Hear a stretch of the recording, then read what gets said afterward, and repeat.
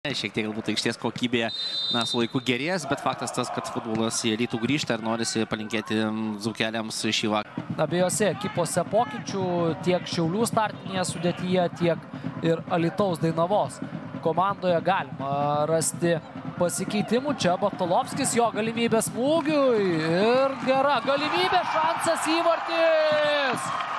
Štai tokia rungtynių pradžia ir Alytaus Dainava vos prasidėjus rungtynėms jau ketvirtąją susitikimo minutę.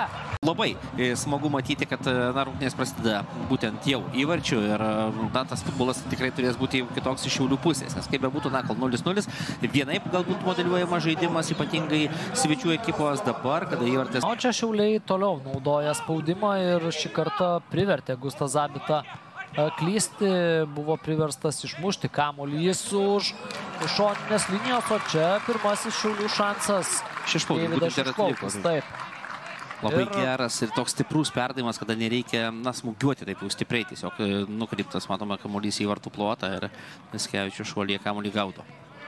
Aišku, smūgį atliko ne tas žaidėjas, kuris gynyboje, kad ir su tuo pačiu šalies čempionu Vilniaus Žalgiriu. Paskutinėmis rungtynių akimirkomis buvo praleidžiami įvarčiai. Čia galimybė, Mickevičius gelbėja komandą. Tiesa, ten pataikė vartininkų, ten tikėkime nestipriai, žiūrėkime dar tą pakartojimą, surigavo. Ir pats Dovydas Švėgžda keliauja tą epizodą pasižiūrėti, nors ten toje situacijoje, ką rodė kaip pavojingai, ne, vis tai žaidimas ranka. Tai.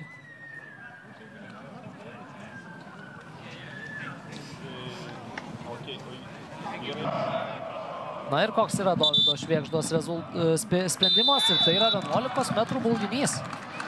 Taip, rodo 11 metrų žymą, kaip ir minėjau, tikrai kamuolys lietė kažkokią ranką, ten nelabai galbūt keitė. Šiame sezone nuo 11 metrų žymos ir pelnė. Įveikė jis Vytautą Černiauską, Panevėžio vartininką, bei Arpatą Tordajų Vilniaus Žalgirio vartininką, dabar trečiasis Benį baudinys ir kamuolys yra vartuose. 1-1 atspėjo, kur smūgiuos Benį Airidas Mickevičius, atrodė viską gerai darė vartininkas, bet... Kripsto smūgį, žiūrėkime dar kartą pakartojimą, tikrai Mickevičius viską labai gerai atliko, bet kai taip idealiai išpildytas baudos smūgis, tiesiog čia variantų nėra vartininkų. Štai pažiūrėkime tikrai. Dovydas Švėgžda dar braukia papildomą liniją, o Konievski, jo smūgis visai šalia vartų. Alytaus Dainava ir Futbolo akademija Šiauliai. Kol kas rezultatų smūgių, daugiau kampinių. Dabar perdavimas nuo kampinio gairelės. Čia smūgis ir Airidas Mickevičius kamuolį gaudo. Pavojingas. Matant ir statistiką, kad Dainava ilgiau kontroliuoja kamuolį. Iš tikrųjų šiame sezone nedaug tokių rungtynių ir būna, kad alytiškiai dažniau būtų su kamuoliu. Konievski prie varžovų baudos aikštelės, jo smūgis ir šalia vartų.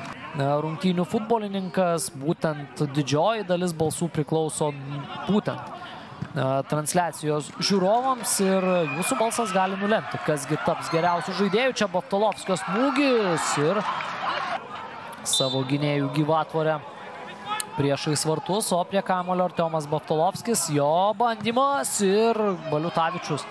Čia dar vienas taškas. Tiesa, ten atrodo užtenka vieno Denio Ževčiko.